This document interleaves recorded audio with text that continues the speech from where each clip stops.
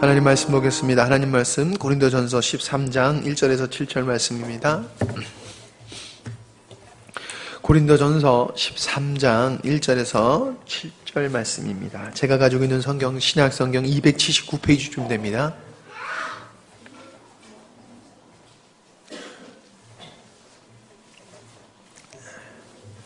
고린도전서 13장 1절에서 7절 말씀 교독하도록 하겠습니다. 내가 사람의 방언과 천사의 말을 할지라도 사랑이 없으면 소리나는 구리와 울리는 꽹과리가 되고, 내가 예언하는 능력이 있어 모든 비밀과 모든 지식을 알고 또 산을 옮길 만한 모든 믿음이 있을지라도 사랑이 없으면 내가 아무것도 아니요, 내가 내게 있는 모든 것으로 구제하고 내 몸을 불사르게 내어줄지라도 사랑이 없으면 내가 아무 유익이 없느니라. 사랑은 오래 참고 사랑은 온유하며 시기하지 아니하며 사랑은 자랑하지 아니하며 교만하지 아니하며 무례히 행하지 아니하며 자기의 유익을 구하지 아니하며 성내지 아니하며 악한 것을 생각하지 아니하며 우리를 기뻐하지 아니하며 진리와 함께 같이 읽겠습니다. 모든 것을 참으며 모든 것을 믿으며 모든 것을 바라며 모든 것을 견디느니라. 아멘. 오늘 고린도전서 13장의 말씀을 주님이 주셔서 이렇게 묵상을 좀 해봤습니다. 근데 제가 이 말씀을 묵상해 보면서 참 제가 많이 사랑에 대해서 오해를 했구나 하는 생각이 들었습니다. 하나님의 말씀을 우리는 인간적인 편에서 그 말씀을 늘 생각하는 습성이 있다 보니까는 그런 측면에서 많이 이해를 해왔던 것인데 그 이해가 오해였던 것을 볼 수가 있었습니다. 가만히 생각해 보면은 사람들이 참 인생을 살아가면서요 편안할 날이 없어요. 어느 가정이고 어려움이 없는, 어려움을 겪지 않는 가정은 사람은 하나도 없다는 것이 사실이에요. 다 문제를 가지고 있는 게 인생입니다. 문제 없이 살아갈 수 있는 인생이 없어요. 그래서 어찌 보면 우리의 인생에는 이 고난이라고 하는 것은 그림자와 같이 따라다닌다. 그저 그늘로 들어가면 그림자가 안 보이지만은 언제나 그림자는 내 옆에 있듯이 고난이라고 하는 것은 우리 삶 속의 그림자와 같이 영 떠나지 않고 함께 동행하는 게 아니냐 하는 생각을 갖습니다. 그런데 그 환경적으로 우리가 피할 수 없는 많은 고난이 있지만은 그리스도인들은 그런 고난에 묶이지를 않는 것이다. 그리스도인들은 환경에 보다도 더 중요하게 여기는 것이 하나님과의 관계다라고 하는 겁니다. 다윗의 고백을 시편에 보면요, 그는 두려워했던 것이 있습니다. 그가 염려했던 것은 왕위를 지키는 것이 아니었어요. 건강의 문제도 아니었어요. 사람과의 관계도 아니었어요. 그는 하나님과의 관계를 늘 소중히 여기고 하나님으로부터 자기가 버림을 받을까 하는 것에 염려가 있었고 걱정이 있었다는 겁니다. 사실 달리 보면은 하나님이 버리시는 게 아니지요. 내가 하나님을 떠나는 거지요. 그러니까 다윗이 시편 27편 주의 얼굴을 내게 숨기지 마시고 주의 종을 노하여 버리지 마소서. 주는 나의 도움이 되셨나이다. 나의 구원의 하나님이여 나를 버리지 말고 떠나지 마옵소서. 38편 21절 여호와여 나를 버리지 마옵소서. 나의 하나님이여 나를 멀리하지 마옵소서. 71편 9절 나를 늙을 때에 버리지 마시고 내 힘이 쇠약할 때에 떠나지 마소서. 18절 하나님이여 내가 늙어 백수가 될 때에도 나를 버리지 마시며 내가 주의 힘을 후대에 전하고 주의 능을 장래 모든 사람에게 전하기까지 나를 버리지 마소서. 다윗은 자기를 하나님 버리지 마세요. 나를 떠나지 마세요. 그런 간구를 하는 것을 보게 됩니다. 그것은 역설적으로 얘기하면 다윗은 하나님 없이는 못 사는 존재였다는 겁니다. 다윗은 하나님을 떠나지 않으려고, 하나님으로부터 멀어지지 아니하려고 애를 썼던 모습을 보여주고 있습니다. 그에게 있어서 감당할 수 없는 고통이라고 하는 것은 건강의 문제도 아니었고 환경적인 문제가 아니라 하나님이 나를 외면하신다고 하면 내가 어떻게 살 수 있겠냐, 그런 마음으로 가득 찼던 사람이 다윗이었다라고 하는 겁니다. 여러분, 인생의 고난은 하나님의 나라의 파괴로부터 시작된 겁니다. 아담이 하나님과의 아름다운 관계 안에 있을 때에는 하나님의 나라 가운데 살았던 존재예요. 근데 그가 하나님께 불순종함으로 말미암아 그는 하나님의 나라에서, 즉 에덴 동산에서 쫓겨났다라고 하는 것은 하나님의 나라에서 쫓겨났다, 인 천국을 얘기하는 게 아닙니다. 하나님과의 관계적인 측면에서 얘기하는 거지요. 하나님께서는 아담을 쫓아냈어요. 그의 면전에서 쫓아냈어요. 그때서부터 그는 인생은 고난과 동반하면서 사는 존재가 됐다는 거죠. 다윗은 그걸 아는 거예요. 내가 부족함을 알아요. 나의 연약함을 알아요. 나는 늘 주님을 붙잡기를 원하지만은 내가 주님을 늘 붙잡을 수 없는 걸 알아요. 그래서 자기가 하나님과 멀어질까 봐 두려워한 거지요. 하나님과 멀어짐으로 말미암아 당하게 되는 고난이 아니라 하나님 없음 자체를 다윗은 그렇게 두려워했고 고민했다는 모습입니다. 우리의 모습과는 너무도 다른 모습이 아닐까 하는 생각을 저는 해봤습니다. 하나님의 나라는 의와 평강과 희락이라고 로마서에서 말씀하셨죠. 어떤 부자도, 어떤 권력가도, 어떤 사람도 이 세상에서 하나님이 주시는 의와 평강과 희락을 얻을 수 있고 살 수 있는 사람은 없습니다. 무엇으로도 이걸 얻을 수가 없어요.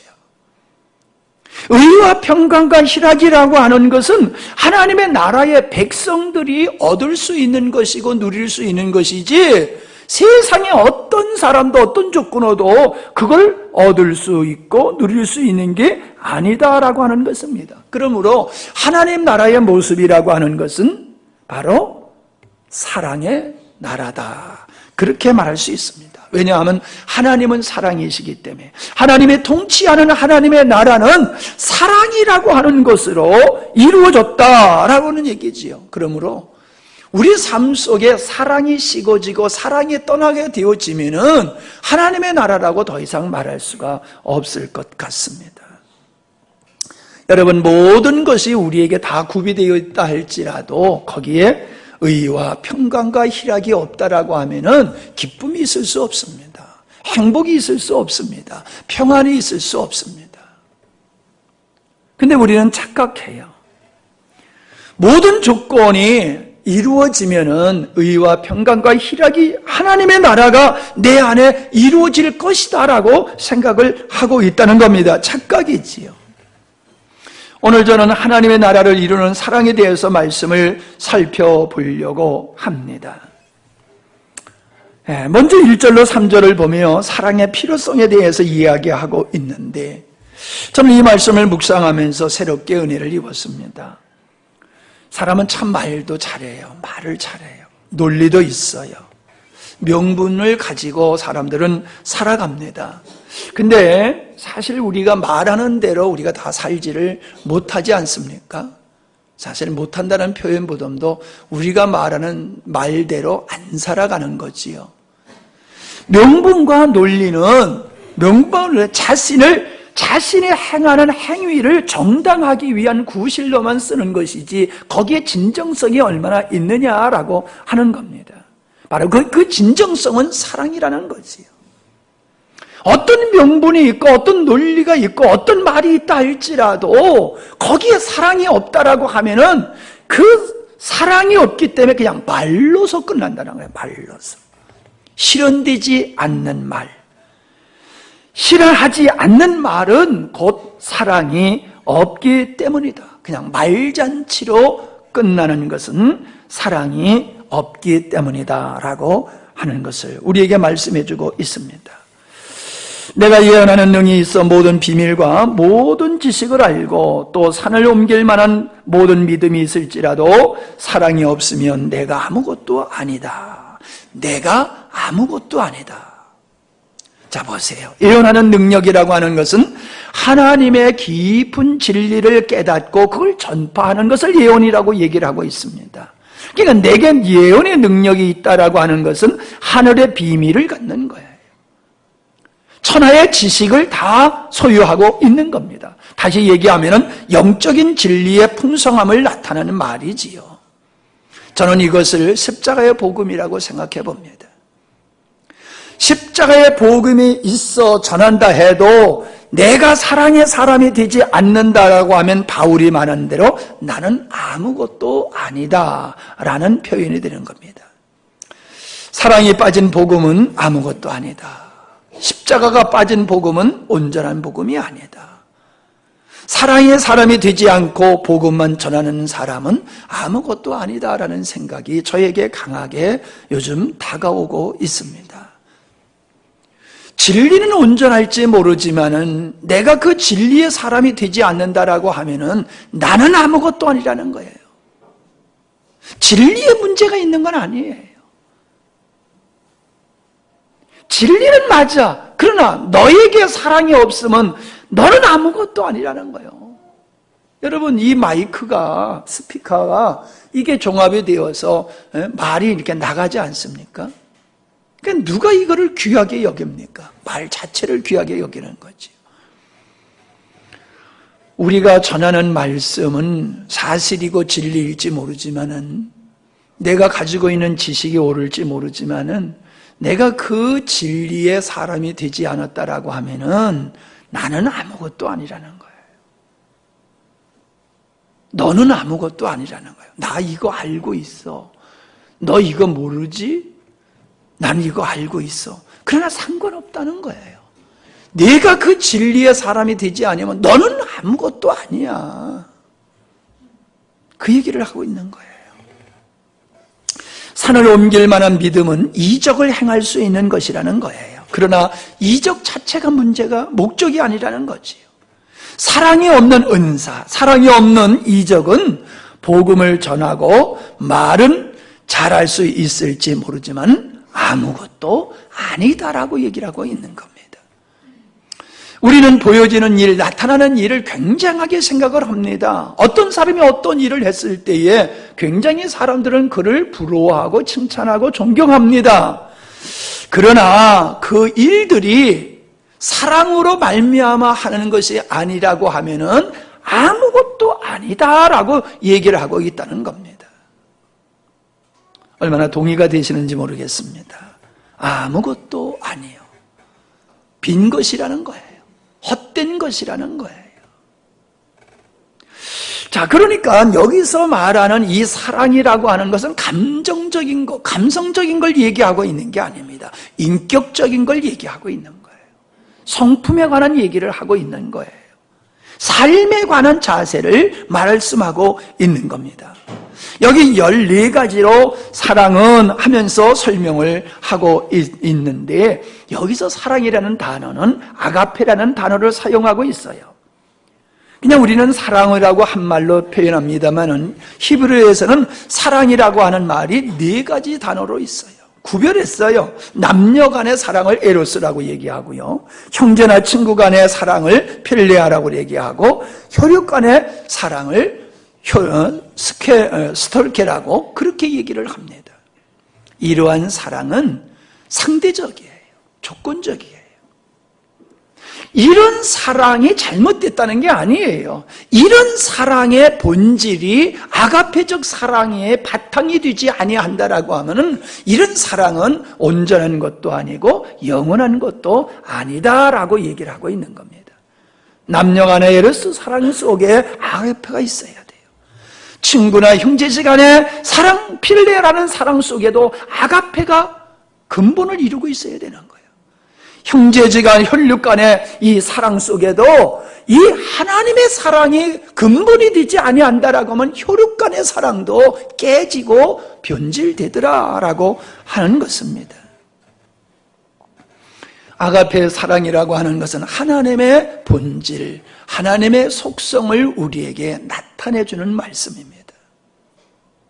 사실 인간이 살아가면서 고난을 겪는 문제는 이 사랑이 깨지는 데서 발생되는 거예요. 이 사랑이 깨지는 데서. 모든 문제는 거기서 시작되는 것 같아요. 자, 그래서 저는 이 14가지를 말씀을 드려야 되는데, 이거를, 연관성 있고 유사성 있는 것을 묶어서 말씀을 좀 드리려고 합니다. 왜냐하면 이 말씀을 연구하다 보니까는, 묵상하다 보니까는 좀 그렇게 하는 게 낫겠다 해서 말씀을 드립니다. 먼저, 4절에 보면은, 사랑은 오래 참는다. 그랬습니다. 그러니까 오래 참는다. 그러니까 그냥 인내다. 저는 그렇게 생각을 해왔댔어요. 근데 이 오래 참음이라고 하는 것은 오래라고 하는 마크로스 플러스 노여움이라는 두메오의 합성어더라고요. 그러니까 노여움을 오래 참는 것이다 라고 하는 거예요. 그러니까 사랑은 오래 참는다라고 하는, 참는다는 게 뭐냐? 내 마음속의 노여움, 이 노여움을 억제하는 것이다 라고 말씀을 하고 있습니다. 여러분, 사람들은 모든 사건을 노여움을 통해서 발생을 하게 되지요. 노여울 때에 우리는 어떤 마음에 분노가 있을 때에 우리는 어떤 화를 내게 되고 어떤 액션을 취하게 되는 것을 여러분 경험해 보지 않았습니까? 폭언을 하는 것도, 폭력을 행하는 것도, 살인을 행하는 것도 이 노여움에서부터 비롯된다라고 하는 겁니다. 잠언 25장 28절에 보니까는 자기의 마음을 제어하지 아니하는 자는 성읍이 무너지고 성벽이 없는 것과 같다. 그렇게 말씀하셨어요. 성읍이 무너지고 성벽이 없는 것 같다. 왜 화를 내는가? 가만히 묵상해 보니까요, 내 뜻대로 되지 아니하면 다 화를 내요. 애들 보세요. 애들 보면 얼마나 이쁩니까? 근데 난 애들 참 싫을 때가 있어요. 울 때 보면은 너무 싫어, 짜증나. 근데 애들이 왜 울어요? 사실 자기 의사 표현이지요. 근데 사실 자기 의사 표현도 맞지만 내면에 들여다보면요, 내 뜻대로 안 된다고 하는데 신경질을 내고 있는 거잖아요. 왜 그렇게 해줘? 내가 원하는 건 이건데. 아이들이 자기 뜻대로 되지 아니하면 화를 내는데, 이때서부터 인간은 늘 자기 뜻대로 되지 아니하면 노여움을 타고 화를 내더라는 거예요. 왜 나를 무시해? 왜 나에게 손해를 끼쳐? 그래서 오래 참는다라고 하는 것은 그냥 무조건 가만히 인내하는 걸 의미하는 게 아니라 내 마음의 노여움을 다스릴 줄 아는 마음이에요. 내 마음의 노여움을 다스릴 줄 아는 마음.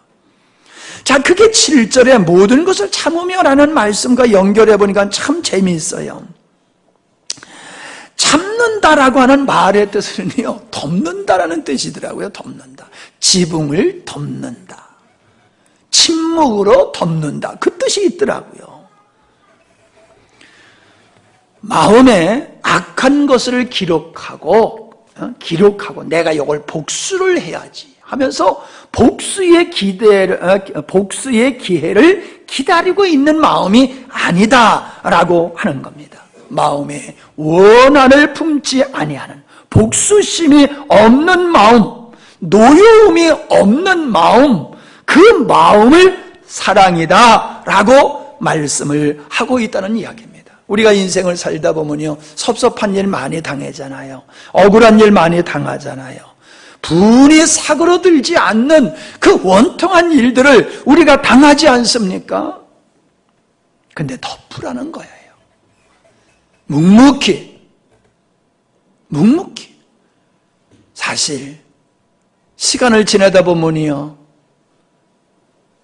나에게 고통이 됐던 게 고통으로만 끝나는 게 아니라 기쁨이 될 수도 있고요. 기쁨이 되었던 것이 나중에는 나에게 고통의 원인이 되는 것들이 있더라라고 하는 사실입니다. 그리고 더더욱이요, 우리는 온전치를 못합니다. 진실과 사실을 잘 모릅니다. 그러므로 우리들이 그 낮은 지식을 가지고 잘못된 판단으로 결론을 내리다 보면은 우리가 실수할 수 있는 일들이 많더라는 거예요. 세월이 지다 보면은 내가 오해했던 것을 알 수 있게 되잖아요. 내가 착각했구나, 이걸 깨달을 때가 오잖아요. 그때 내가 잠잠했더라고 하면은 이런 부끄러움을 당하지 않고 이런 실수를 하지 않았을 텐데, 그 잘못된 착각으로, 판단으로 내가 단죄를 했던 게 얼마나 후회스러운 일들이 여러분 경험해보지 않았습니까? 덮는다는 거예요. 모든 것을 참으며 나에게 사람들이 어떻게 했든지 간에 덮는다는 거예요. 잠잠하라는 거예요. 그게 사랑이라는 거지. 어떤 일에 빨끈해서 우리가 노여움을 사게 되고 그걸 마음속에 분으로 품고 있게 되어지면은 그건 사랑이 아니다라고 얘기를 하고 있는 겁니다. 5절에 보면 성내지 아니하며 라고 얘기를 하고 있어요. 성내지 아니한다라고 하는 것은 무엇으로부터 예민하지 않는다, 그 복합으로 들어가요. 자주 성을 내는 것은 예민한 상태에서 나오는 것이다 라고 하는 겁니다. 예민한 상태. 뭐가 예민합니까? 자기가 상처가 있는 사람은 예민해요. 그래서 누가 조금만 건드려도 아픕니다. 그러니까 자기 사랑, 자기 약점이 많은 사람은 더 예민하고 아픔을 더 많이 느끼지 않습니까? 야고보서 1장 20절에 사람의 성내는 것이 하나님의 의를 이루지 못하느니라, 그렇게 말씀하셨어요. 자, 참 나 이 말씀을 들으면 제가 너무 부끄럽습니다. 참 화를 잘 안 내는 사람이 보면은요, 얼마나 좋을까 부러울 때가 있어요. 근데 그 사람도 화는 내더라고. 속으로 나요, 속으로. 바깥으로는 안 내고 속으로 화를 내고 있어. 어떻든지 간에 성을 내는 것은요, 가만히 보면요, 내가 왜 성을 내냐 하면은 내가 판단하고 있기 때문에 그래요. 저건 옳은 거야, 저건 잘못된 거야, 저건 악이야, 저건 불이야, 내가 판단하고 있기 때문에 내가 의롭다라고 하는 것, 내가 정당하고 내가 합당하고 내가 의롭다고 하는 걸 드러내는 모습으로 우리는 성을 내고 화를 내고 있더라는 거예요. 율법주의적 자세지요. 제가 율법주의를 얘기하면서도 내 삶 속에서는 율법주의가 아주 뿌리 깊이 내려 있기 때문에 이 판단을 하는 일들을, 이걸 참 내려놓기가 얼마나 힘든지 모릅니다. 사실 여러분, 옳다라고 하는 것과 옳지 않다라고 하는 것, 어떻게 보면은 별별 차이가 또 없는 것 같은 생각도 듭니다. 제가 이전사의 어려움을 보면서 참 세상에는 좋은 것도 없고 슬픈 것도 없다, 그런 생각이 들어요. 좋은 것도 지나가요. 슬픈 것도 그냥 지나가요.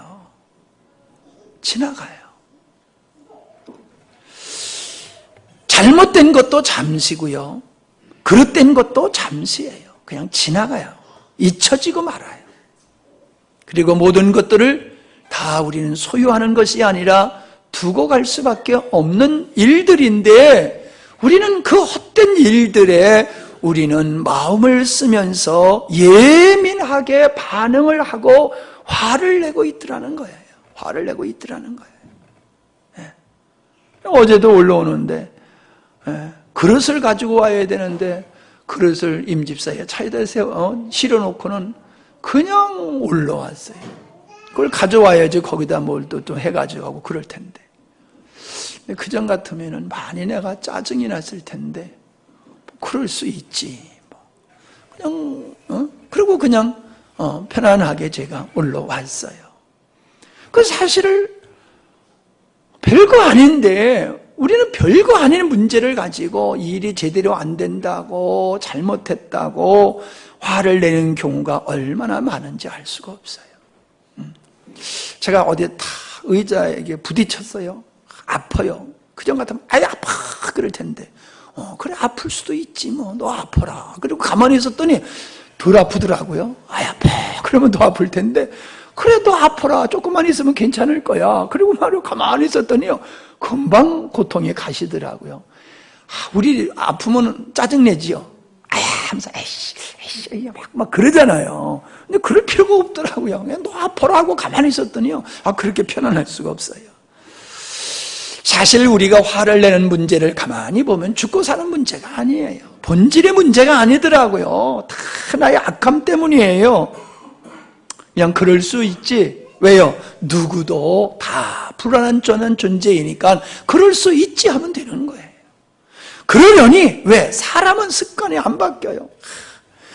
우리 사모님은 어디서 그렇게 주워다가 냉장고에다가 집어넣고 썩히는지 참 그러지 말라고 그래도요.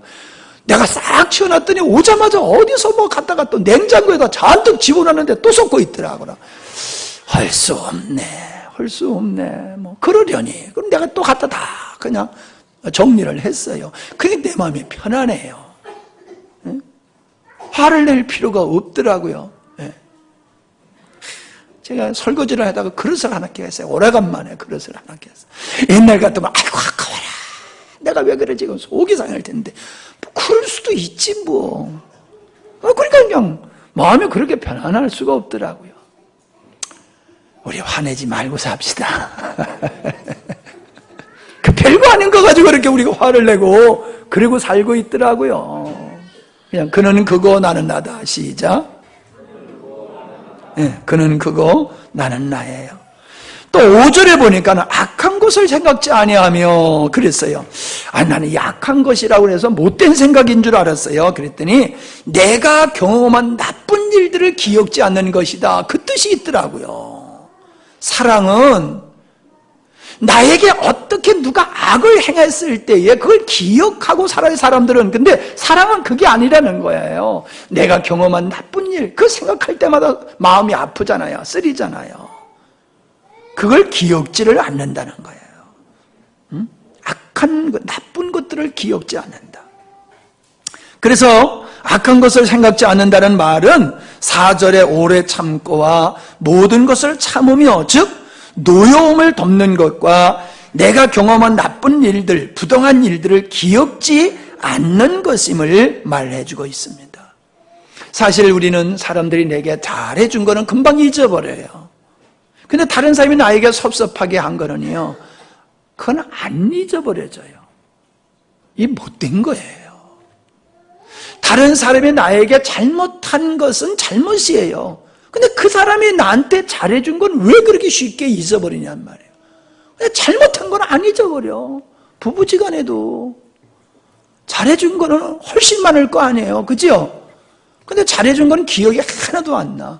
섭섭하게 한 것만 기억해가지고 뭐 일 생기면 옛날에 당신 그랬지, 그 전에 그랬지 막 그러면서 이제 되새김을 하는 거예요. 마음에 새기면 안 된다 하는 거지. 하나님께서는 생각을 지우게 하셨는데 마음에다가 기록을 해놓으면 이게 안 지워져요. 안 지워져요. 사랑은 지나간 일의 모든 것을 잃어버리는 것입니다. 지나간 것들이라고 하는 것을 기억하시기 바랍니다. 나만 기억하고 있어요. 상대는 다 잊어버렸는데 나만 기억하고 있는 사람은 상처를 입고 더 힘들어하는 거지요. 자, 그 다음에 온유하며 그랬어요. 사랑은 온유하며. 자, 친절이라는 뜻으로도 해석할 수가 있는 말인데 악을 악으로 대항하지 않는 태도를 온유한 것이라고 말씀을 하고 있는 겁니다. 그러니까 온유한 마음에는 분노가 없어요. 노여움이 없어요. 분노가 없어요. 노여움이 없어요. 그러니까 온유할 수밖에 없지요. 그게 주님의 모습이에요. 이사야서 53장 2절에 보니까는 예수님을 이렇게 표현하고 있지요. 그는 주 앞에서 자라나는 연한 순 같고 마른 땅에서 나오는 줄기 같아서 고운 모양도 없고 풍채도 없은즉 우리 보기에 흘모할 만한 아름다운 것이 없도다. 그리고요 7절로 8절에 보니까는 그는 곤욕을 당하여도 괴로울 때에도 그 입을 열지 아니하였다. 원망하지 않았다는 거예요.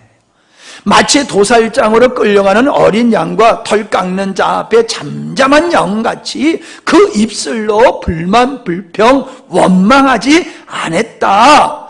그가 곤욕과 신문을 당하려고 끌려갔으나 그는 잠잠했다라고 말씀하고 있습니다. 이게 우리 주님의 마음이에요. 왜? 주님은 어린 양 대신 우리 주님은 온유하시기 때문이다라는 거예요. 우리는 얼마나 변명을 합니까? 얼마나 우리는 항변을 합니까?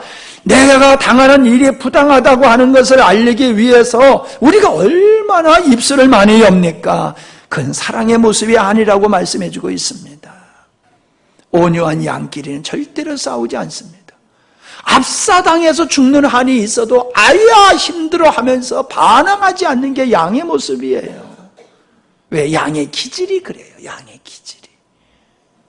그러니까 온유한 사람은 본질이 그래요.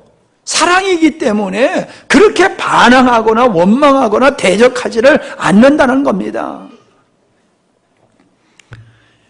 사람들은 자신의 사나움을 남의 탓으로 돌립니다. 제가 많이 그랬던 사람이에요. 젖은 나무에 불을 붙이려고 해보십시오. 잘 붙지를 않습니다. 그런 마른 나무에는요, 불길이 스쳐만 지나가도 확 붙어버립니다. 확 붙어버려요. 우리 안에 사랑이 없기 때문에 온유한 모습이 안 나타나는 거지요. 그 다음에 투기하지 아니하며라고 말씀하고 있습니다. 투기, 시기라고 하는 뜻도 있는데 남이 잘 되는 것을 싫어하는 것을 투기라고 그러지요. 이성 간에 다른 사람을 좋아하는 걸 보면은 거기에 질투를 느끼게 되는 거지요. 그게 투기라는 말입니다. 모두가 남이 잘 되기를 바란다라고 하면은 그런 사람들이 모인 곳에는 다툼이 일어날 수가 없고 분쟁이 있을 수가 없는 거지요. 내가 잘 되기를 원하면, 당신이 잘 되기를 원하면, 근데 내가 잘 되기를 원하는 거예요. 너무너무 내가 잘 되기를 원하는 거예요. 그 사람들은 사촌이 땅을 사면 배 아파한다고 그랬잖아요. 남을 헐뜯어요. 내가 올라서기 위해서, 앞서 나가기 위해서. 다른 사람을 끌어내리는 기질이 우리 안에 있다는 겁니다. 사실 상생이라고 하는 것은 함께 승리하고 함께 살아가려고 하는 자세가 이게 우리가 인생을 승리하는 길이고 사랑의 모습인데 우리는 최고가 되려고 하는 이기심 속에서 그런 일을 잘 못해요. 우리가 칭찬이 약하다고 그러잖아요. 칭찬이 약하다고. 왜 칭찬이 약합니까? 사람이 칭찬할 거리가 없어서 칭찬이 약한 게 아니더라는 거예요. 우리는 다른 사람을 높일 줄을 잘 몰라요. 다른 사람을 높이면 내가 낮아지는 것 같아요. 다른 사람을 높이면 나는 쪼그라드는 것 같단 말이에요. 나는 실패자같이 보여요. 그래서 사람들은 다른 사람의 칭찬거리를 보고도 외면하고 그냥 지나간다는 거예요. 우리가 사랑의 마음을 보십시오. 아이들이 똥만 싸도 얼마나 이쁩니까? 아이고 잘 쌌네 잘 쌌네 그러면서 이뻐하잖아요. 사랑하는 마음을 가지고 보면은 똥을 쌌는데도 그게 이뻐 보인다는 거예요. 우리가 사랑을 하는 마음이 없으니까 다 밉게 보이더라는 거예요. 밉게 보이더라는 거예요. 사랑이 있으면요 처갓집 말등들도 그렇게 이쁘게 보일 수 있는 거예요. 투기하지 아니하며 그 다음에 자랑하지 아니하며 그랬어요. 왜 자랑을 합니까? 드러나고 싶은 거지요. 내가 너보다 낫다라고 하는 것을 나타내고 싶은 거지요. 높아지고 싶은 마음이 자랑을 합니다. 허세를 떨어요. 떠벌리고 돌아다녀요. 과장을 합니다. 근데 그 자랑이 과연 다른 사람에게 도움이 되느냐 하면 그렇진 않아요. 그 앞에서는 아이고 그래 잘 됐네. 야 멋있다. 야 부럽다. 그러면 속으로는 아이고 지 잘났네. 도움이 될 게 하나도 없는데 사람들은 자기를 스스로 높이려고 애를 써요. 바울은요 천국까지 가서 구경을 하고 왔어요. 우리가 그 시중에 보면요, 천국 갔다 왔다고 그래가지고 책 쓰는 책들이 얼마나 많습니까? 바울은 자기가 보고 온 것을 말했다라고 하면 어떻게 했어요? 안 썼어요. 말하지 않았어요. 왜? 사람들이 헛된 것에 마음을 빼앗길까 봐. 오직 주님께 마음을 둬야지 천국의 마음을 뺏기지 않도록 하기 위해서 그는 말하지 아니했고, 자기가 천국 보고 왔다라면 사람들이 주님을 바라보는 게 아니라 자기를 바라보고 자기를 높이는 거예요. 여러분, 자랑을 하는 것은 하나님의 의의를 이루지는 못하는 거예요. 자랑은 사랑의 속성이 아니다 하는 겁니다.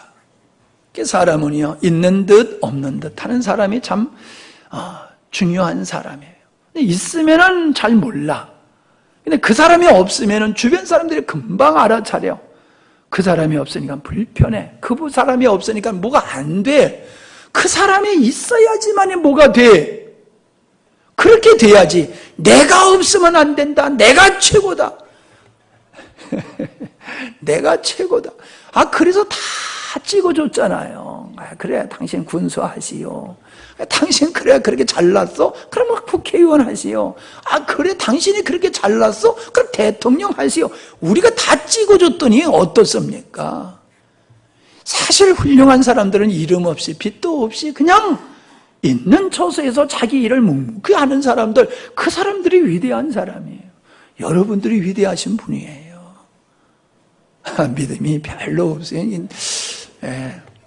이 자존감이 그렇게 낮아서 어떻게 하십니까? 여러분들이 위대하신 분이에요. 여러분들이.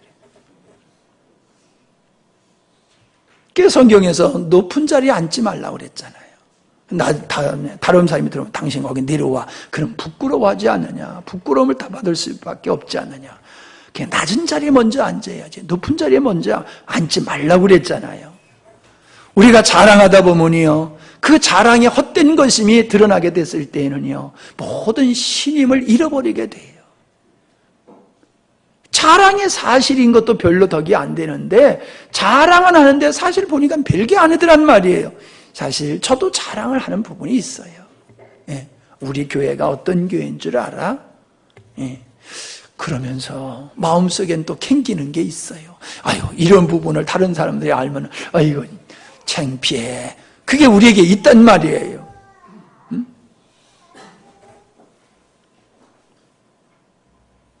사람들이 자랑을 해요. 우리 아들이 어느 직장에 다니고. 자, 무례히 행치 아니하며, 그랬어요. 무례히 행치 아니하며 예의가 있다는 거지요. 예의가 있다. 태도나 말에 예의를 갖추는 모습을 얘기하고 있는 거예요. 무례히 행치 아니하며. 여러분, 이 무례히 행하는 것은, 예의를 갖추지 않는 것은 교만의 모습이다. 저는 그렇게 봅니다. 다른 사람을 존중히 여기지 않는 마음이 그 사람에 대한 예의를 갖추지를 않는 거예요. 나보다 능력이 없다고, 나보다 가진 것이 적다고, 나보다 배운 것이 적다고, 나보다 못생겼다고, 나보다 어떻다고, 내가 너보다 나아. 그렇게 생각할 때는 그 사람에 대한 예의를 안 갖추게 된다라고 하는 겁니다. 그러므로 무례히 행치 않는 것은 비록 나보다 나이가 적고 모든 능력에서 열등한 존재라 할지라도 우리는 그 자신을 소중하게 여겨야지만이 그를 예의 있게 무례히 행치 아니하고 대하게 된다라고 하는 겁니다. 여러분, 사랑은 사람에게 무례히 행치 아니함으로 상처를 주지를 않는 거예요. 무례히 행하면은 참 옆에 사람이 보기도 불편하고 무례함을 받는 사람도 마음에 상처가 생기지 않습니까? 근데 우리는 상처받는 건 금방 알면서 내가 무례히 행함으로 다른 사람이 상처를 입는 것에 대해서는 우리가 별 신경을 안 쓰고 있는 것 같아요. 그 사랑의 마음이 아니기 때문에 그런 것이다 라고 하는 겁니다. 그래서 우리는 모두에게 또 어떤 사람에게도 그에게 맞는 예의를 갖추어서 대하는 게 중요하다라고 하는 거지요. 사실 우리는요, 가까운 사람한테 예의를 더 못 갖춰요. 가까운 사람한테. 제가 여러분한테 예의를 잘 못 갖추는 이유는 너무 여러분을 가까이 여겨서 그런 거예요. 너무 가까이 여기다 보니까는 예의를 안 갖춰요. 근데 성숙한 사람들은 안 그런단 말이에요. 자, 그 다음에 자기 유익을 굳지 아니하며 그랬습니다. 당연한 거라고 생각하지 않죠. 자기 유익을 챙기는 것은 당연하다고 우리는 생각을 합니다. 그런데 사실 사랑은 어리석은 거지요. 여러분, 내가 사랑을 한다라고 하는 것은 희생을 전제로 하지 아니하고는 실현할 수 없는 거지 않습니까?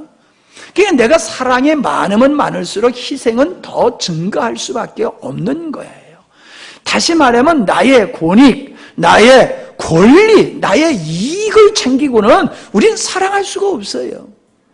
나의 권리와 나의 이익을 내가 버릴 때에 사랑할 수 있다라고 하는 거지요. 아멘?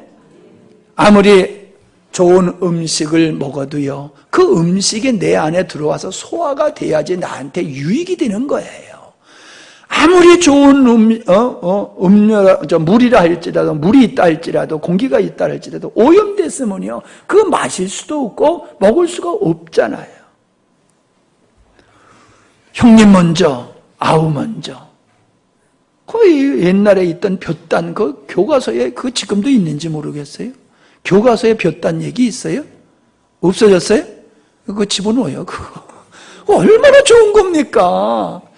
형님은 동생 내 갖다가, 볕단 내 갖다가 놔줘.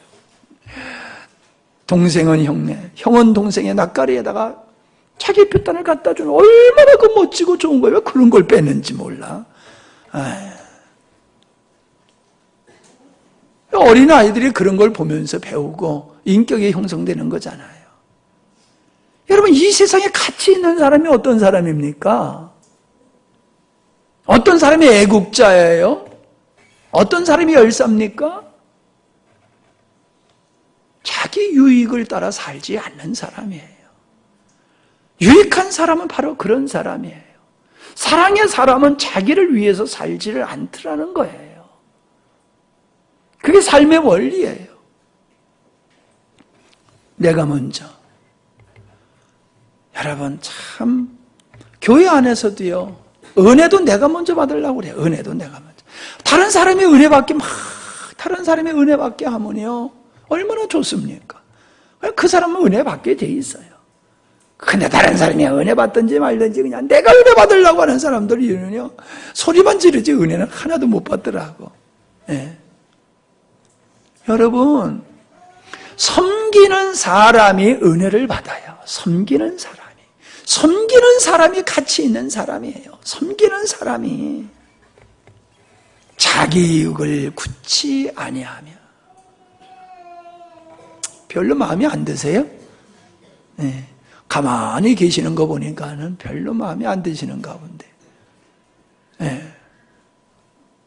그 다음에 불의를 기뻐하지 아니하며 그랬어요. 불의를 기뻐하지 아니하며.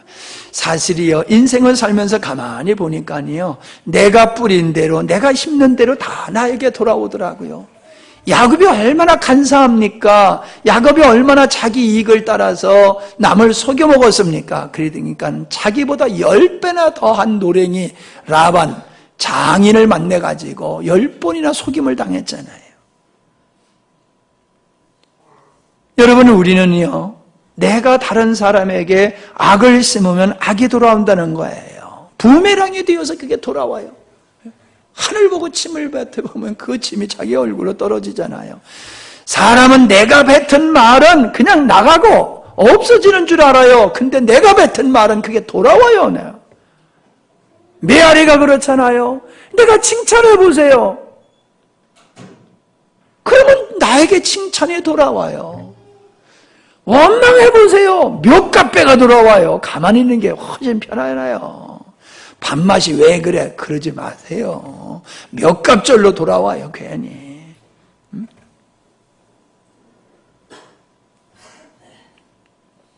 불의를 기뻐하는 사람은 불의에 당하게 돼 있어요. 불의를 기뻐하는 사람은, 불의를 기뻐하는 사람, 불의를 행함으로 잠시 내가 유익을 얻을 수 있어요. 그러나 나중에는 그보다 더 큰 것을 우리는 상실하게 된다는 거예요. 나중에는 피눈물을 흘리는 일이 생길 수가 있는 거예요. 우리는 피눈물을 흘리면서 그걸 알잖아요. 누가 그랬잖아요. 피눈물. 시편 1편 3절에 뭐라 했습니까? 복 있는 사람은 악인의 꾀를 쫓지 아니하며 죄인의 길에 서지 아니하며 오만한 자의 자리에 앉지 아니하고, 이게 뭐예요? 불의를 기뻐하지 않는다는 얘기지요. 반대로 어때요? 여호와의 율법을 즐거워하며 그 율법을 주의하러 묵상하는 자로다. 그 사람의 삶의 결과는 시냇가에 심은 나무와 같이 시절을 쫓아 열매를 맺게 될 것이며 잎사귀가 마르지 아니함 같으니 그 행사가 다 형통하리로다 라고 말씀하고 있습니다. 진리라고 하는 것은 겉과 속이 일치하는 것을 말합니다. 자, 모든 것을 참으며, 아까 설명드렸지요? 모든 것을 참으며 덮어준다. 지붕을, 뚜껑을 덮는다. 침묵으로 덮는다. 그 뜻이었다고 그랬죠. 자, 그 다음에 뭐라고 그랬어요? 모든 것을 믿으며, 뭘 믿습니까? 예, 내가 누구한테 수고를 했어요. 내가 누구한테 열심을 내면서 섬겼어요. 근데 결과가 좋지 못한 결과가 돌아올 수가 있어요. 기대치에 미치지 못할 수가 있어요. 그러나 낙심하지 아니하며 믿고 나가는 것, 그게 모든 것을 믿으며라는 거예요. 그 다음에 모든 것을 바라며 그랬어요.